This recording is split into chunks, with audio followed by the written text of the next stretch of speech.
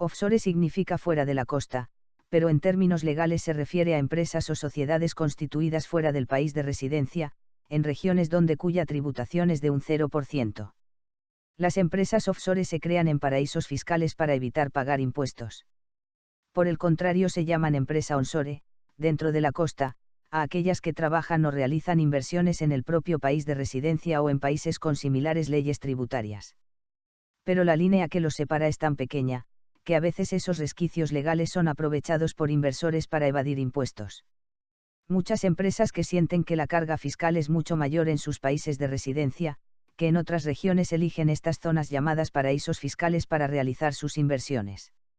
Estos países reciben a las empresas offshore para ofrecerles grandes ventajas impositivas, confidencialidad y seguridad, que no disfrutan en sus países de origen. Las personas extranjeras que controlan la sociedad utilizan el paraíso fiscal como domicilio legal. A grandes rasgos, 3 son las grandes ventajas que aporta: protección de activos, confidencialidad y privacidad, y ventajas fiscales.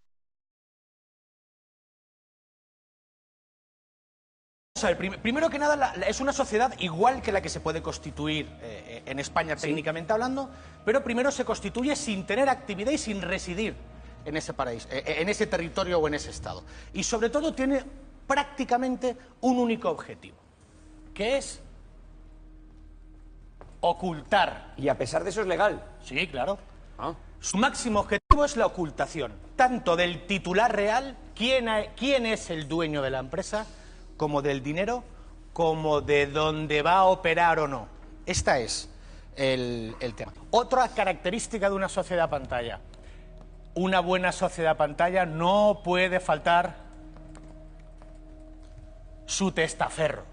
Una sociedad pantalla sin alguien que sea el escudo literal del que quiere ocultar.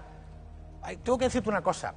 Esto se utiliza también para evadir, para eludir y para blanquear capitales. Estas mismas sociedades son utilizadas para este tipo de técnicas y de esquemas. También no es menos cierto que, por supuesto, las sociedades pantallas son sociedades instrumentales. ¿Qué quiere decir esto? Que se utilizan única y exclusivamente para la ocultación de los movimientos que allí hagamos en esa sociedad.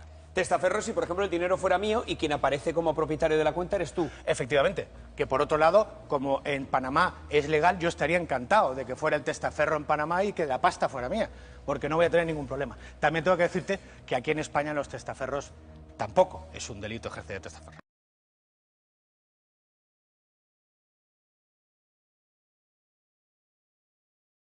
Los paraísos fiscales son países de baja o nula tributación que protegen a las personas o empresas con altos niveles de privacidad.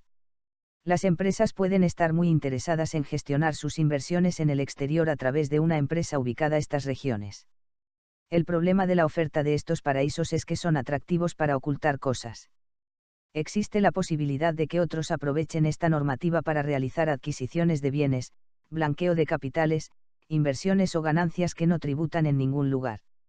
Las personas que residen en el paraíso fiscal sí deben pagar impuestos, pero las empresas extranjeras no, mientras no realicen negocios dentro del propio paraíso fiscal. Según Oxfam Internacional, existen 7.6 billones de dólares ocultos en estos territorios. Esa cantidad sería equivalente al PBI de Reino Unido y Alemania juntos y se estima que los países dejan de ingresar, vía impuestos, unos 190.000 millones anuales de dólares en cuanto a ingresos fiscales se refiere.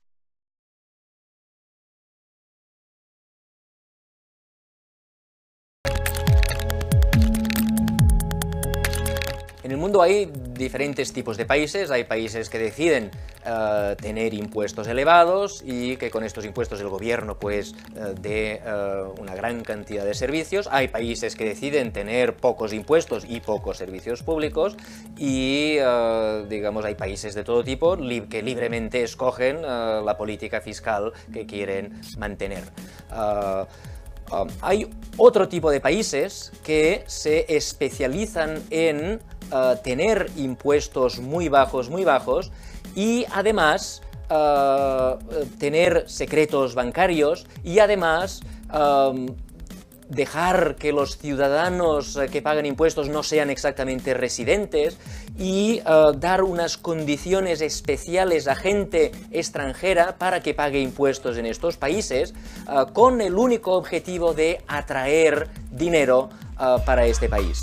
Los paraísos fiscales no son los países que óptimamente deciden tener impuestos bajos, sino que son estos países que simplemente tienen sistemas impositivos cuyo único objetivo es recaudar el dinero de la gente que no quiere pagar impuestos en los países normales. El peor paraíso fiscal para países como España no son los países extraños estos que hacen esfuerzos para atraer a los evasores españoles. El mayor paraíso fiscal de España es España, porque es en España donde los grandes evasores de impuestos del país tienen su dinero que no han declarado de su actividad normal.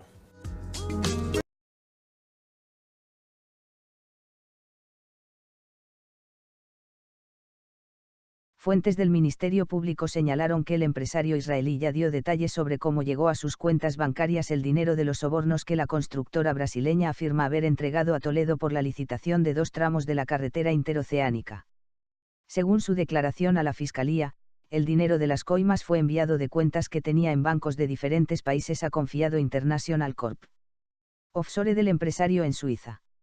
Luego fue depositado en 3 offshores constituidas en Costa Rica, entre ellas Ecoteva Consulting Group. Maiman ha prometido dar las pruebas de otros 8 millones entregados por Odebrecht, más el dinero que Toledo también habría recibido de la constructora brasileña Camargo Correa.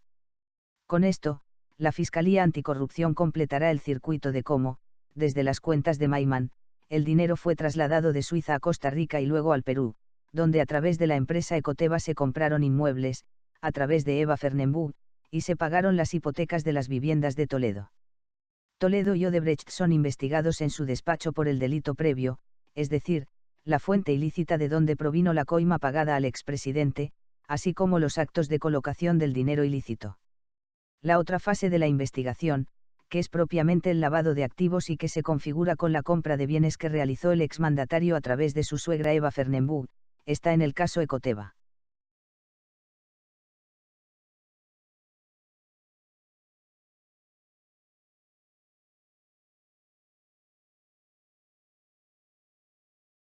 Es el caso de la candidata de Fuerza Popular, Keiko Fujimori, y su financista Jorge Javier Yoshiyama Sasaki, quien junto a su esposa coreana Joon Lim Lee Park entregó más de 380.000 soles a Fuerza Popular en la elección del 2011 y en la actual. La investigación periodística de Ojo Público concluye que Yoshiyama prestó su nombre para que la filial de la firma en Lima elaborara documentos con fecha del 2010, es decir, de 2 años antes, en donde reconocían que una compañía fantasma llamada Genesis Ltd. En las Seychelles lo había elegido como apoderado de otra llamada Tuton Enterprises, domiciliada en las oficinas del mismo estudio en las Islas Vírgenes Británicas. Según los documentos, Mossack Fonseca otorgó poderes casi ilimitados, a través de Genesis Ltd., a Yoshiyama Sasaki para representar a Tuton Enterprises en el Perú y además dispuso que forme parte de las reuniones de accionistas de la empresa nacional de Denwood Holding Perú Metals como si aquellas hubieran ocurrido en Lima en el 2011, es decir, un año antes.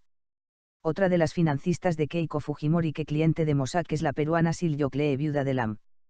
Esta mujer prestó su nombre para ser apoderada de las offshore Nexus Associated y Genei Finance en las Islas Vírgenes Británicas por orden de otra empresa llamada Bitstone Ltd., registrada en la isla de Niue, un paraíso fiscal ubicado en el Pacífico Sur.